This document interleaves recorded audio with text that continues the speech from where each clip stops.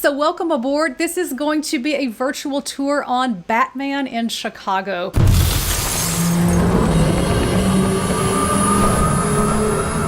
So let's talk about specific locations that The Dark Knight uses as it films here in Chicago. And the first two I have for you. On the left, we have the old Chicago Main Post Office.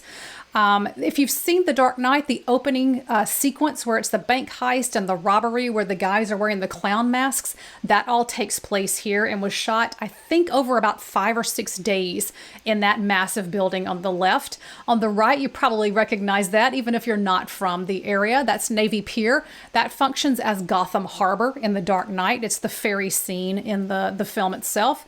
The movie also shot at the Berghoff. I know my parents and I have eaten there before. The mobsters are all gathered in there in this sort of huddled in this dark booth in the Berghoff.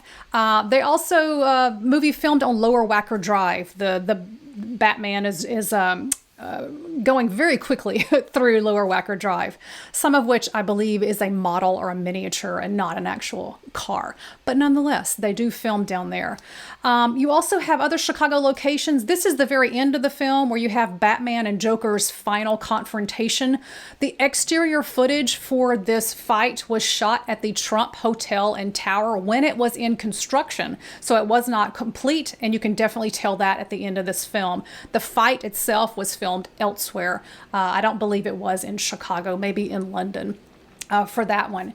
You also have the Daily Center. This is the civic center of the city of Chicago in Illinois.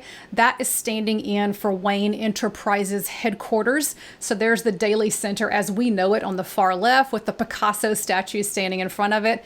And then, of course, it has Wayne scrawled across the top of it in the film.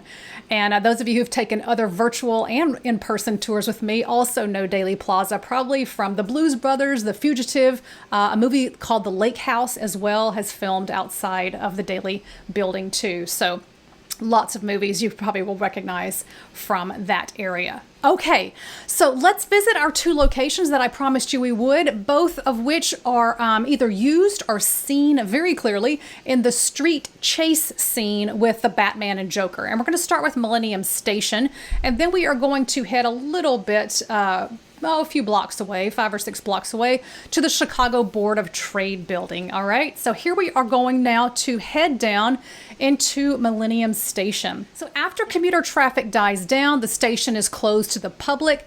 There's going to be a stuntman who drives his Batpod through these two sets of glass doors and into Millennium Station.